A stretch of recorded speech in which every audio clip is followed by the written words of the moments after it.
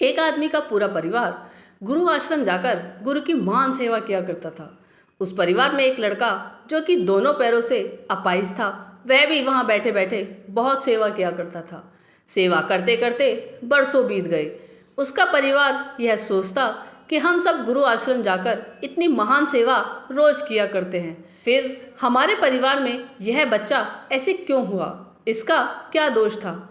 एक दिन गुरु पूर्णिमा के दिन सत्संग चल रहा था। हजारों लाखों श्रद्धालु के बीच उस अपाहिज पुत्र के पिता ने गद्दी पर बैठे हुए गुरुदेव जी से एक सवाल किया। गुरुदेव, हम सब इतनी गुरु आश्रम में सेवा करते हैं, कभी किसी के बारे में बुरा नहीं सोचते, ना ही किसी का बुरा करते हैं, फिर ऐसा क्या गुनाह हुआ जो हमारा बच्चा अपाहिज पैदा हुआ। फिर गुरुदेव ने जवाब दिया, वैसे तो यह बात बता नहीं सकते थे, पर इस समय तूने हजारों लाखों संगत के बीच में यह सवाल पूछा है। अब अगर मैंने तेरे बात का उत्तर नहीं दिया तो हजारों लाखों संगत का विश्वास डामाडोल हो जाएगा, इसलिए पूछता है तो सुन।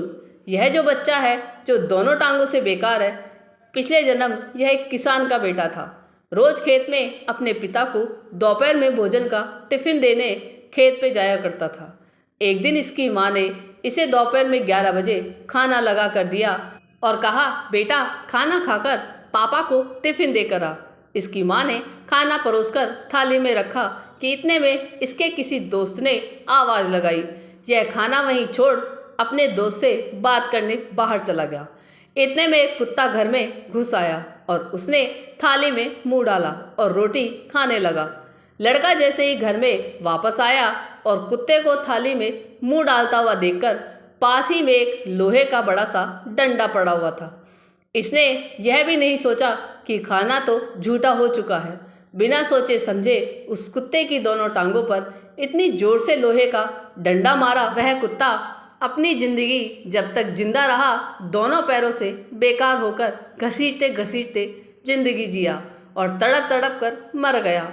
यह उसी कुत्ते की बद्दुआ का फल है जो इस जन्म में यह दोनों टांगों से अपाहिज पैदा हुआ है।